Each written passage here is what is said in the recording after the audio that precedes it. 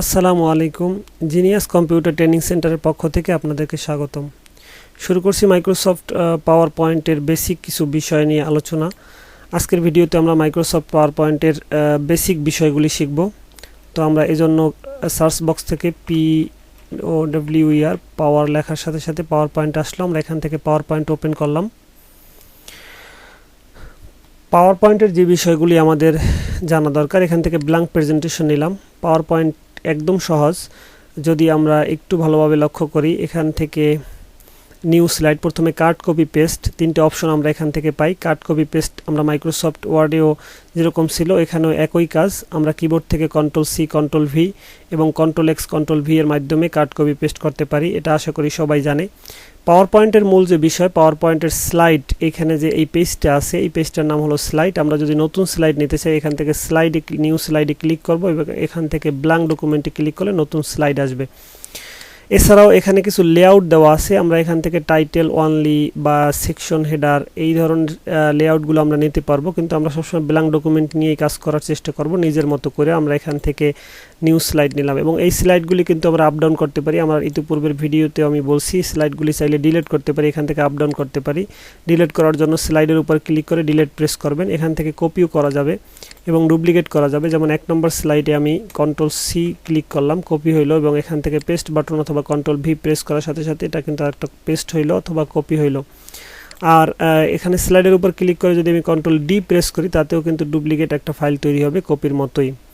তো এই গেল একটা বিষয় যে স্লাইড, নিউ স্লাইড সংযোজন করা, ইনসার্ট করা অথবা স্লাইড কপি এবং পেস্ট করা অথবা ডিলিট করা। এরপর আসি লেআউট যে অপশনটা আছে। প্রথমেই আপনাদেরকে দেখাইছি এখানে কিছু লেআউট আছে। এই যে টাইটেল অনলি যদি আমরা নিই, এখানে একটা টাইটেলের জন্য, টাইটেল লেখার জন্য একটা বক্স পাবো।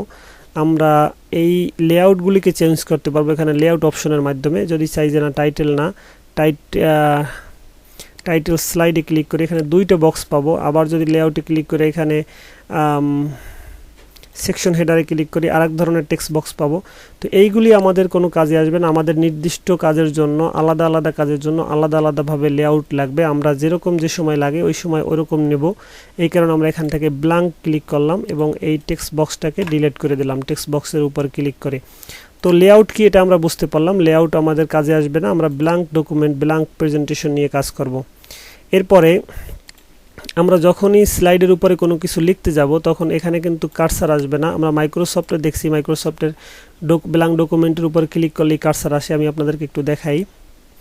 মাইক্রোসফট ব্ল্যাঙ্ক প্রেজেন্টেশন ফাঁকা পেজের উপরে কিন্তু এখানে একটা কার্সার আসতেছে। এইখানে যে এই যে একটা র্যাগের মতো ব্লিঙ্ক করতেছে, এটাই হলো কার্সার।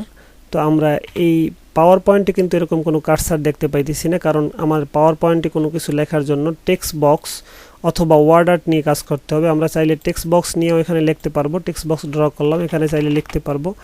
আবার ওয়ার্ড আর্ট নিয়েও কিন্তু আমরা লিখতে পারবো। আমরা যদি কোনো কিছু মনে করেন টাইটেল আকারে ব্যবহার করতে চাই, টাইটেল লিখতে চাই, তো এখান থেকে ওয়ার্ড আর্ট নেওয়াটাই বেটার হবে। আমরা এখান থেকে একটা ওয়ার্ড আর্ট নেই এবং আমরা এখানে লিখলাম POWER পাওয়ার POINT পাওয়ার পয়েন্ট। এবং টেক্সট বক্স নিয়েও আমরা এটা লিখতে পারি পাওয়ার পয়েন্ট। টেক্সট বক্স নিয়ে লেখার জন্য আমরা ইনসার্টে যাব, ইনসার্ট থেকে টেক্সট বক্স এবং এখান থেকে মাউসের বাম বাটনে ক্লিক করে বাম বাটনে চেপে ধরে এরকম ড্র্যাগ করার মাধ্যমে একটা বক্স নিলাম। এবার এখানে লিখলাম POWER POINT পাওয়ার পয়েন্ট। তো এই দুইটা লেখার মধ্যে পার্থক্য কি দেখেন, এটা হলো জেনারেল টেক্সট, সাধারণভাবে আসছে, এটা সাধারণ ফন্টে আসছে এবং এটা কিন্তু একটু মোটা ধরনের আসছে। এটা টাইটেল লেখার জন্য, এই কারণে একটু মোটা নিছি। এই হলো পার্থক্য। জেনারেল লেখার ক্ষেত্রে আমরা টেক্সট বক্স নেব এবং টাইটেল লেখার ক্ষেত্রে আমরা এখান থেকে ওয়ার্ড আর্ট নেব, ইনসার্ট থেকে ওয়ার্ড আর্ট নিতে পারি। এবার হোমের আর যে বিষয়গুলি আছে, এখান থেকে বোল্ড, ইটালিক, আন্ডারলাইন, অর্থাৎ বোল্ড মানে মোটা করা। আমরা এখান থেকে চাইলে বোল্ড করতে পারি, মোটা হইলো, আবার বোল্ডের উপরে ক্লিক করলাম, ইটালিক করতে পারি, আবার আন্ডারলাইন দিতে পারি। তো এই কাজগুলি তো আমরা মাইক্রোসফটে করছি বা এগুলো থেকে আমরা জানি, কিন্তু এই অপশনটার কাজ কি? এই অপশনের নাম হলো টেক্সট শ্যাডো, অর্থাৎ লেখার একটা ছায়া কিন্তু আছে। এটা যদি আমরা জুম করি, এই পাওয়ার পয়েন্টের কিন্তু একটা ছায়া আছে। আমরা এখানে ক্লিক করলে এই ছায়াটা কিন্তু চলে যাবে। দেখেন টেক্সট শ্যাডো বর্তমানে অফ করা আছে, আমরা যদি অন করে দেই আর একটা শ্যাডো আসতেছে। এটার কাজ শুধুমাত্র এটা, পাওয়ার পয়েন্টে যেহেতু সবগুলো হাইলাইট করতে হয় সব লেখাগুলো, এই কারণে এই টেক্সট শ্যাডো অপশনটা দেওয়া আছে। এরপরের যে অপশনটা আছে এটার নাম হলো স্ট্রাইক থ্রু, এখানে ক্লিক করলে একটা কাটা দাগ আসবে, এটা সবসময় প্রয়োজন হয় না, আবার অফ করে দিলাম। এটা হলো এই অপশনটা কিন্তু পাওয়ার পয়েন্টের জন্য গুরুত্বপূর্ণ। ক্যারেক্টার স্পেসিং, দুইটা অক্ষরের মাঝে কতটুকু ফাঁকা থাকবে, আমরা এখানে লুজ, ভেরি লুজ অর্থাৎ অনেক ফাঁকা ফাঁকা, এবং টাইট, ভেরি টাইট অনেক কাছাকাছি, এই চারটা অপশন আমরা করতে পারি। এবং নর্মাল ফন্টে ক্লিক করলে নর্মাল যে অবস্থা থাকে এরকম থাকবে। এরপরের যে অপশনটা আছে এই অপশনের নাম change case, capital letter small letter করতে পারি এই অপশনের মাধ্যমে। আপার কেস, ক্যাপিটালাইসিস ওয়ার্ড, প্রত্যেকটা ওয়ার্ডের প্রথম অক্ষর ক্যাপিটাল, এবং সেন্টেন্স কেস, লোয়ার কেস মানে স্মল লেটার করতে পারি। তো এই কাজগুলি আমরা এখান থেকে করতে পারবো। এটা মাইক্রোসফটেও আমরা শিখছি, এবং Microsoft Word, Excel, PowerPoint তিনটা সফটওয়্যারই মাইক্রোসফটের যেহেতু অধিকাংশ ক্ষেত্রে মিল আছে, হোমের ক্ষেত্রে 80% মিল আছে, কয়েকটি অপশন শুধুমাত্র পার্থক্য। এর মধ্যে বিশেষ একটা অপশন হলো নিউ স্লাইড, লেআউট, এবং এখান থেকে টেক্সট শ্যাডো, এবং এখান থেকে ক্যারেক্টার স্পেসিং, এই বিষয়গুলি। এইটা হলো ফন্ট কালার, এখান থেকে আমরা ফন্ট কালার পরিবর্তন করতে পারবো।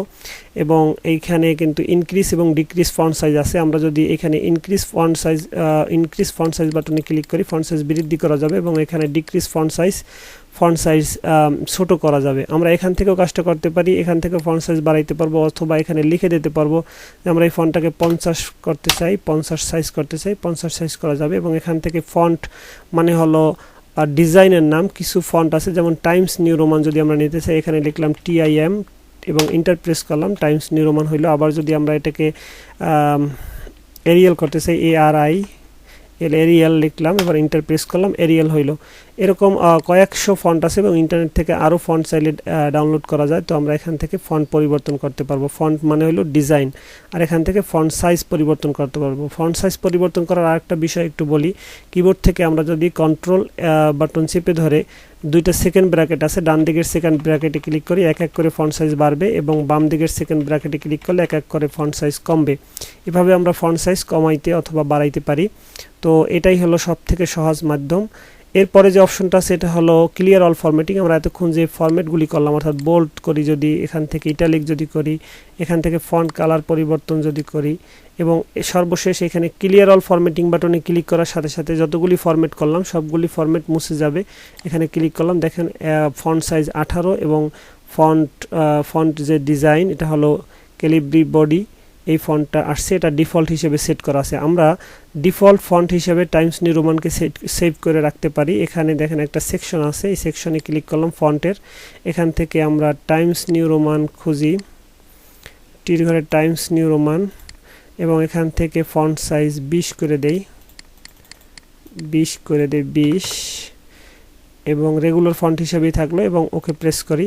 এবার দেখেন আমার কিন্তু এই টাইমস নিউ রোমান এবং 20 সাইজ, এটা ডিফল্ট হিসেবে অর্থাৎ সব সময় এটা 20 সাইজই আসবে। আমি যদি নতুন কোনো একটা স্লাইড নেই, এবং যদি আমরা ইনসার্ট প্রেস করি, এবং আমরা যদি টেক্সট বক্স নেই এবং একটা টেক্সট বক্স আঁকি, এখানে লেখা শুরু করি, দেখেন, এবং এইখানে ক্লিক করে যদি ক্লিয়ার অল ফরম্যাটিংয়ে ক্লিক করি, ও এই স্লাইডের জন্য এটা হয়েছে, এই স্লাইডের জন্য এটা ডিফল্ট হয়েছে।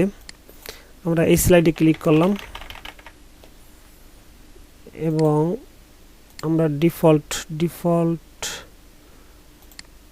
এখান থেকে Times new Roman TIM font size 20, এবং ডিফল্ট করার অপশনটা তো এখানে পাইতেছি না, মাইক্রোসফট ওয়ার্ড এইখানেই থাকে না, এখানে ডিফল্ট করার অপশনটা নাই, সরি।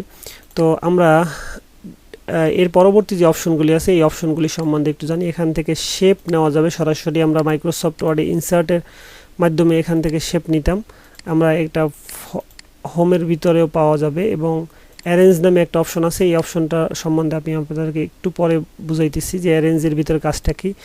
তারপর এখনই বলতেছি যে একটা শেপ নিলাম, এই শেপটা এখানে আছে, আরেকটা শেপ ড্র করি, আরেকটা শেপ নিলাম, এবং শেপের কালার চেঞ্জ করি। ফরম্যাটে ক্লিক করার পর এখান থেকে শেপ ফিল থেকে কালার চেঞ্জ করে দিলাম।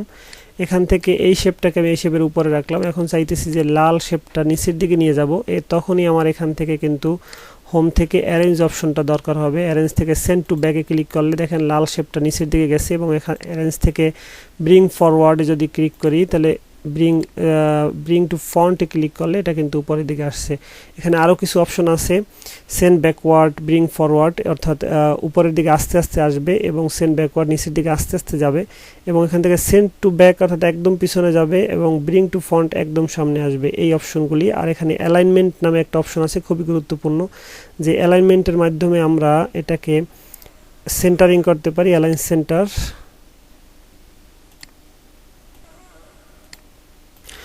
তো আমরা শেপের এই অ্যালাইনমেন্টের কাজটা এখানে একটু আবার ভালোভাবে দেখি। অ্যালাইনমেন্ট, অ্যালাইন থেকে অ্যালাইন লেফট বাম দিকে যাবে স্লাইডের, এবং অ্যালাইন থেকে অ্যালাইন টপ উপরের দিকে যাবে।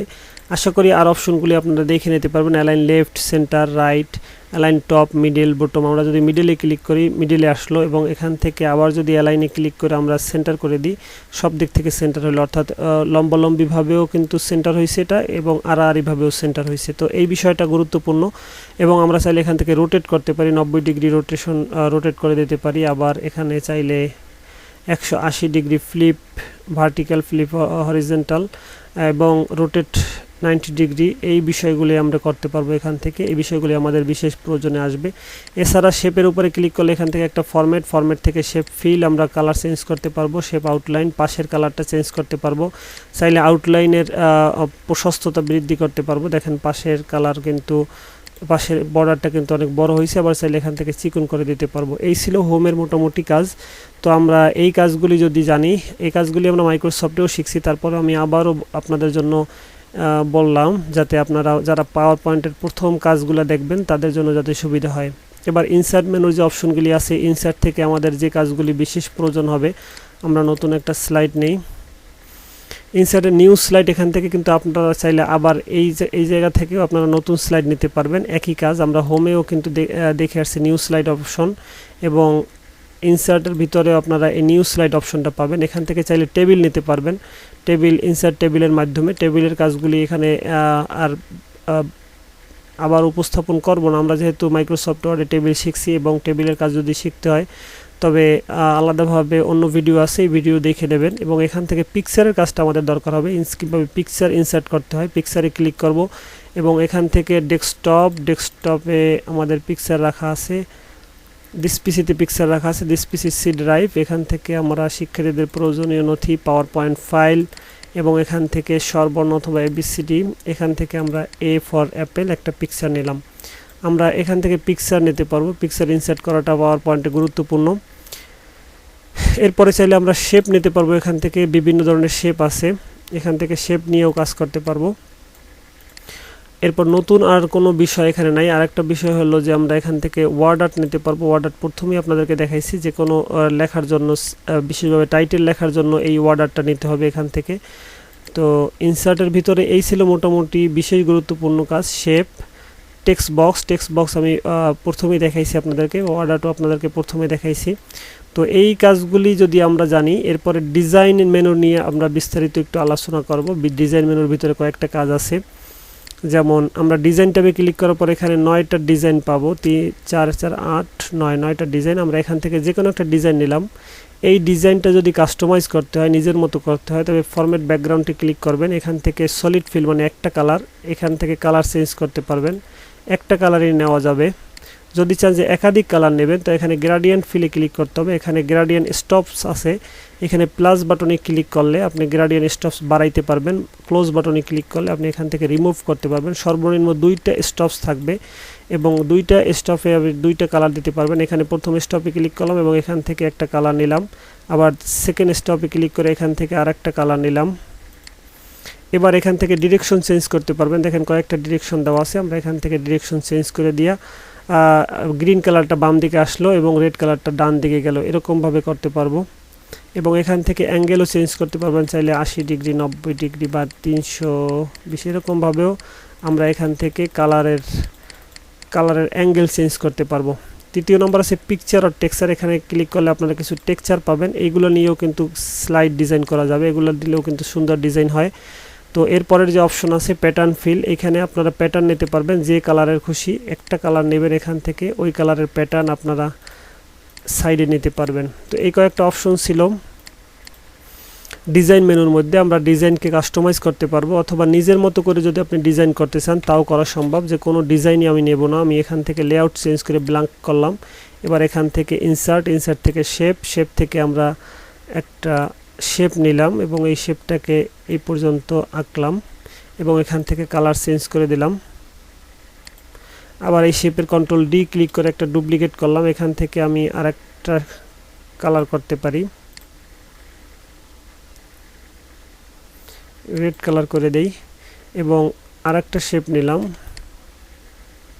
এবং এটাকে সেন্টারিং করি, অ্যালাইন সেন্টার, এবং এটার কালারও পরিবর্তন করে দিলাম হোয়াইট কালার।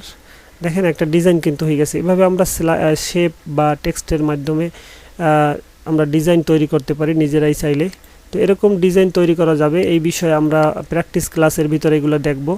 আর আপাতত আমরা বেসিক জিনিসগুলো দেখতেছি। তো ডিজাইন ট্যাবের কাজগুলি আমরা আপাতত এখানেই সমাপ্ত করতেছি, আর কোনো কাজ দেখাইতেছি না। আমরা প্র্যাকটিস ক্লাসের ভিতরে বিস্তারিত ডিজাইন নিয়ে আলোচনা করব, কীভাবে ডিজাইন করে আপনাদেরকে দেখাবো। প্র্যাকটিস ক্লাস অন্তত 8-10টা ক্লাস আপনাদেরকে দেওয়া হবে। তো ট্রানজেকশনের কাজটা কি? ট্রানজেকশন হলো আমরা এখানে যদি অনেকগুলো স্লাইড আমাদের থাকে এবং একটা স্লাইড থেকে আরেকটা স্লাইডে যাওয়ার সময় যে ডিজাইনটা হবে, এই ডিজাইনের নামই হলো ট্রানজেকশন। এখানে ক্লিক করলে আমরা অনেকগুলো ট্রানজেকশন পাবো। দেখেন আমরা একটা ট্রানজেকশন নিলাম, দ্বিতীয় স্লাইডে ক্লিক করার পর আমরা আরেকটা ট্রানজেকশন দেই এবং তৃতীয় স্লাইডে ক্লিক করার পর আমরা আরেকটা ট্রানজেকশন দেই। এবার দেখেন এখানে স্লাইড শোতে ক্লিক করার পর ফ্রম বিগিনিংয়ে ক্লিক করি এবং প্রথম থেকে মাউসে ক্লিক করলে দ্বিতীয় স্লাইডে যাওয়ার সময় দেখেন ওই যে ট্রানজেকশনগুলো একটু আগেই আমরা দিলাম, এই ট্রানজেকশনগুলো কিন্তু এখন হইতেছে। আমরা ব্যাগে যাওয়ার জন্য কিবোর্ড থেকে এসকেপ বাটন প্রেস করব। এবার আসি অ্যানিমেশনের বিষয়ে। অ্যানিমেশন বিষয়ে শর্টকাট একটু আলোচনা করি। অ্যানিমেশন হলো চলমান ছবিকে চলমান করার জন্য এই অপশন ব্যবহার করতে হয়। আমরা ইনসার্ট এবং পিকচার থেকে একটা ছবি নিয়ে আসি,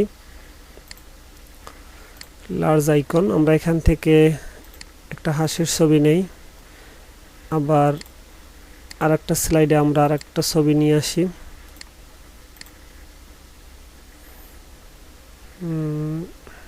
একটা বলের ছবি নিয়ে আসি। তো এই দুইটা ছবির মাধ্যমে আপনাদেরকে একটু দেখাই যে অ্যানিমেশন কি। এই বলের উপরে ক্লিক করার পর আমরা এখানে অ্যানিমেশন ট্যাবে ক্লিক করি। ক্লিক করার পর এইখানে মোর অপশনে ক্লিক করলে আপনি অনেক ধরনের অ্যানিমেশন পাবেন। এখানে বাউন্স নামে একটা অ্যানিমেশন আছে, এটা যদি আমরা দেই দেখেন অ্যানিমেশন হইতেছে বলটা। আমরা অ্যানিমেশনের উপরে ক্লিক করলাম এবং আবারও যদি প্রিভিউ বাটনে ক্লিক করি আবার দেখতে পাবো। তো এখানে অনেক ধরনের অ্যানিমেশন আছে, আপনি চাইলে যে কোনো অ্যানিমেশন যে কোনো অপশনের জন্য ব্যবহার করতে পারেন। তো আমরা দুইটা অ্যানিমেশন দিলাম বলের উপরে, এবার প্রিভিউ বাটনে ক্লিক করি, মানে একটা অ্যানিমেশনই হয়েছে।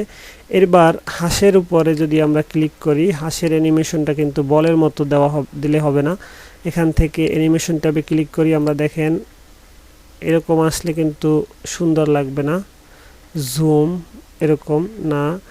তো আমরা এটার জন্য নতুন একটা অ্যানিমেশন তৈরি করব। অ্যাড অ্যানিমেশনে ক্লিক করব এবং এখান থেকে কাস্টম পাতে ক্লিক করলে আমরা এখানে হাঁস কীরকম যাবে এটা আমরা অ্যানিমেট দেখাই দিতে পারবো কাস্টমভাবে, অর্থাৎ নিজের মতো করে। এবার সর্বশেষ এখানে ডাবল ক্লিক করব। এবার দেখেন হাঁস কিন্তু সামনের দিকে যাইতেছে এবং এই ডিউরেশন অপশন থেকে আমরা অ্যানিমেশনের যে সময় এটা বাড়াই দিলে অ্যানিমেশনটা আস্তে আস্তে হবে, দেখেন।